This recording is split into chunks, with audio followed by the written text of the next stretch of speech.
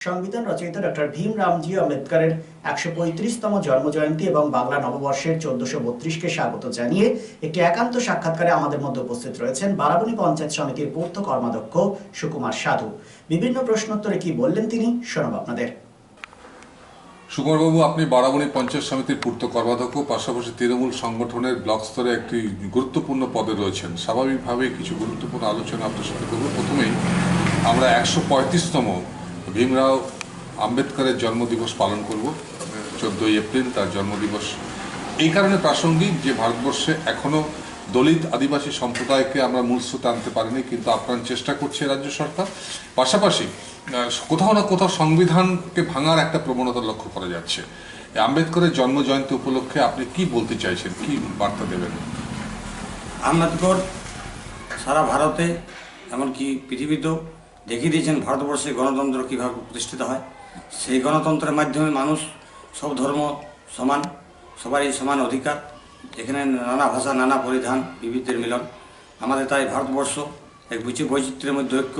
সেখানে কিন্তু আজকে দেখছি কিছু কেন্দ্রীয় সরকারের প্ররোচনামূলক বক্তব্য রাখছে এবং তাতে দেশের সম্প্রীতি নষ্ট হবে। তাই আগামী দিনে আমাদের লড়াই হবে যে ভারতবর্ষের সম্প্রীতি ঐক্য যারা বজায় থাকে এবং বাংলার ঐক্য যেমন আমাদের চিরদিন বজায় ছিল সে বজায় থাকবে। বাংলা আগামী দিনে যেমন পথ দেখিয়েছে বাংলায় আবার পথ দেখাবে।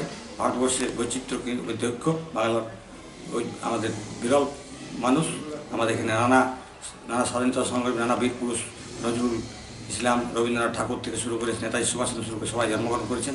তারা আমাদের পথ দেখেছেন, তাদের পথে আমরা কিন্তু অনুসরণ করে চলি। সুকুমারবাবু, একটা প্রাসঙ্গিক প্রশ্ন হচ্ছে, সংখ্যাগরিষ্ঠতার জোরে লোকসভা বা রাজ্যসভায় সংবিধান অ্যামেন্ডমেন্ট করে, মানে সংবিধানের পরিবর্তে নতুন অ্যামেন্ডমেন্ট করে একটা প্রবণতা লক্ষ্য করা যাচ্ছে, যেটা সংবিধানকে কার্যত বিপথে পরিচালিত করার একটা ট্রেন্ড আমরা লক্ষ্য করছি। এটা কি একটা ভয়ঙ্কর ব্যাপার মনে হচ্ছে? এর আগেও আমরা দেখেছি নরেন্দ্র মোদী সরকার কীভাবে গাইজের অনেক বিল পাস করেছে, সেটা কিন্তু বাস্তবে রূপায়িত হয়নি। এবারও সেরকম দেখেছি ওয়াকফ বিল গায়ের জোরে তারা পাস করেছে এবং এই বিলটা মানুষ চাইছে না, বিশেষ করে মুসলিম সম্প্রদায়ের মানুষরা যেমন চাইছে না। এটা নিয়ে আর নতুন করে বিল আনা কোনো সংশোধনী করা মানে হয় না। আমাদেরও তো হিন্দুদেরও দেবত্ব সম্পত্তি আছে, সেই দিকে তো কখন তো কোনো বিল আসছে না। শুধুমাত্র মুসলিমদেরকে বঞ্চিত করার জন্য এই জিনিসটা করা হয়েছে। লাস্ট একটা প্রশ্ন, যে বারাবণী পঞ্চায়েত সমিতির অন্তর্গত যারা দলিত সম্প্রদায় রয়েছে, SC ST রয়েছে, OBC রয়েছে, তাদের জন্য আপনারা কিভাবে কাজ করছেন? আমাদের বারাবণী যে দলিত সম্প্রদায় আছেন, আমাদের সব সম্প্রদায়ের মানুষের উপর আমাদের আস্থা আছে এবং সব সম্প্রদায়ের মানুষের উপর আমাদের সাথে থাকি। আমাদের নেতৃত্ব আছে, বিধানদা আছে, ওসিদ্ধা আছে, আমাদের সবার উপরে আমাদের মাননীয় মুখ্যমন্ত্রী আছে। আমরা যেভাবে পথ দেখিয়েছি, আমরা সমস্ত দলিত এবং তার পাশাপাশি জাতি, উপজাতি, সমস্ত OBC, জৈন সব সাথে আমরা থাকি এবং তাদের সাথে সবারই সাথে আমাদের সম্পর্ক সব ঠিকই আছে। বাংলার ১৪৩২কে স্বাগত জানাচ্ছি আমরা। এই নববর্ষ মানে হচ্ছে বাঙালির প্রতিটা ঘরে গণেশ পুজো হয়, হালখাতা হয়, নতুন খাতা হয়, নতুন জামা কাপড় হয়, একটা খুশির আমেজ কাজ করে। আমরা এই মিশ্র সংস্কৃতির মধ্যেও বাঙালি আনাটা বজায় থাকুক, বাঙালির সত্তাটা বজায় থাকুক। এই পয়লা বৈশাখে কি বলবেন বাঙালির উদ্দেশ্যে? বাংলা নববর্ষের সূচনা আমাদের এই 15 এপ্রিল। আমরা সমস্ত মানুষকে, আমি বড়দের প্রণাম এবং ছোটদের ভালোবাসা। নতুন বছর আসছে, যেমন প্রতিটা মানুষ সুস্থভাবে বাঁচতে পারে এবং সব ধর্ম যেমন অধিকার থাকে, সব মানুষের যেমন অধিকার থাকে, এই কামনা নিয়ে আমি মানুষের কাছে আশা রাখছি। কোথাও না কোথাও কি মনে হচ্ছে যে বাঙালির যে সত্তা, সেটাকে আমাদের ধরে রাখাটা আমাদের একটা কাজ? কারণ আমার নিজের সভ্যতা, নিজের সংস্কৃতি যদি হারিয়ে যায়, তাহলে হয়তো আমরা জীবনে প্রাণের স্পন্দন খুঁজে পাবো না।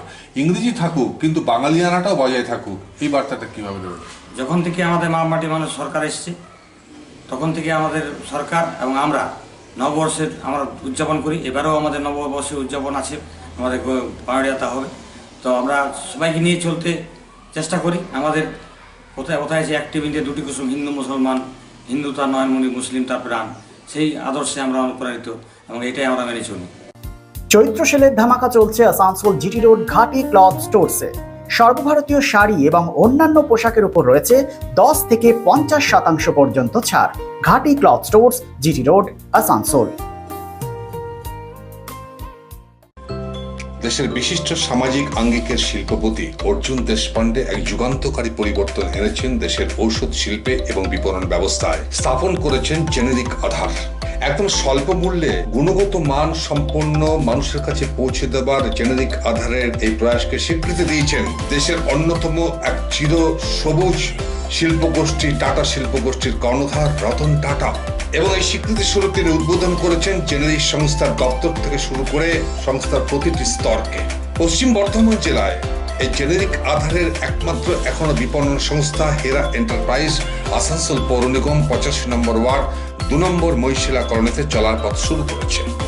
আপনার পাশে সর্বদা প্রস্তুত উষ্ণতার পরশ নিয়ে হেরা এন্টারপ্রাইজ। এখানে পাবেন 40 থেকে 80% ডিসকাউন্টে সমস্ত জেনেরিক আধারের ঔষধ। সুতরাং আপনার চিন্তার অবসানে এগিয়ে চলেছে হেরা এন্টারপ্রাইজ, আসানসোল পৌর নিগম 2 নম্বর মহিশিলা কলোনি, আসানসোল। আমরা আছি আপনার পাশে।